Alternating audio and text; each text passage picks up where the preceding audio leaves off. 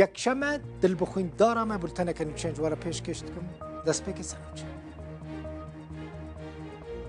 سەرۆک بارزانی لە صلاح الدین پێشوازیە سەرۆکێ تەیار الغەد ئا سووری ئەحمەد جەربە کرد و پێشە ڕۆژە سووری و ڕەوشە ڕۆژ ئاوای کوردستانی و پێشە ڕۆژە کوردێن لە ڕۆژەوە گوت و بێشکردن. وازك عرضك ازيك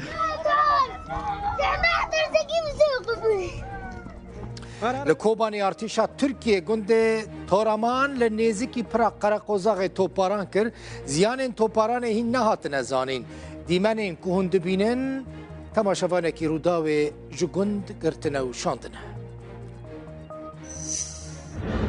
الشخصيات التي ستتم دعوتها سواء من داخل سوريا أو من خارج سوريا سيكونون غدا يعني بداية استقبالهم. سبع اندامên Kongreya Diyaloga Niştimaniya Sûrî digihên Şamê û di siber roja sêşemê Kongre dest pê dike. Nûnerên Kurdan di nav da tunene. Ew Kongre wê pêşa roja Sûrî diyar bike. îro li Almanya hilbijartinên parlemanê dest pê kirin wê rawêjkarê Almanya û parlemaneke nû werin hilbijartin. Mafê 5 milyon û 200 hezar kes heye biçin ser sinduqan û deng bidin.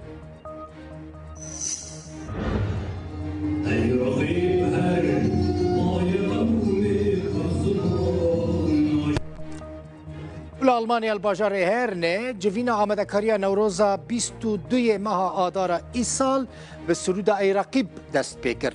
Roja 22 meha adarê wê li bajarê Kölnê Newrozeke mezin çê bibe.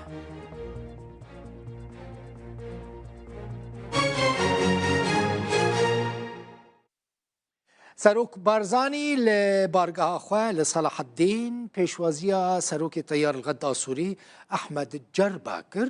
Di civînê de rewşa siyasî, rewşa ewlehiyê li Sûrî riyên pêkanîna aramî û pêkvejiyan û hevahengiya di navbera aliyên siyasiyên Sûrî de hate got û bêşkirin.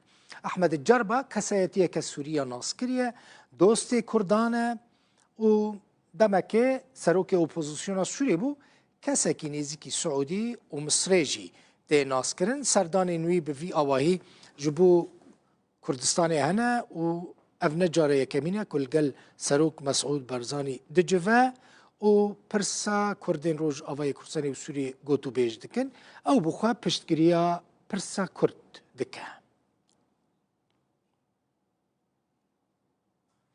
Di hevpeyvînekê de li gel rojnameya Financial Times Esad Şîbanî wezîrê derveyê Sûrî got desthilatdarên nû yên Sûrî soz dane ku mafên Kurdan di destûrê de bên misoger kirin.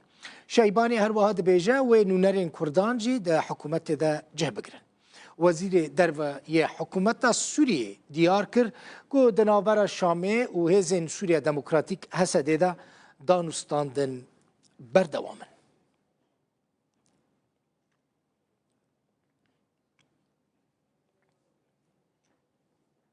Berî şerê navxeyê Sûrî Xristiyan yani Sûryan, Aşûrî, Kildan, Ermenî ji sedî 10 niştecihên Sûrî bûn. Niha tenê ji sedî 3 mane. Berî êrişa Daişê di sala 2015 da li her 34 gundên Aşûriyan 45,000 kes hebûn. Lê niha tenê çend sit kes mane. Piraniya wan çûne bajarên mezin û gelek jî koçberî Ewropa, Amerîka û Avustralya bûn.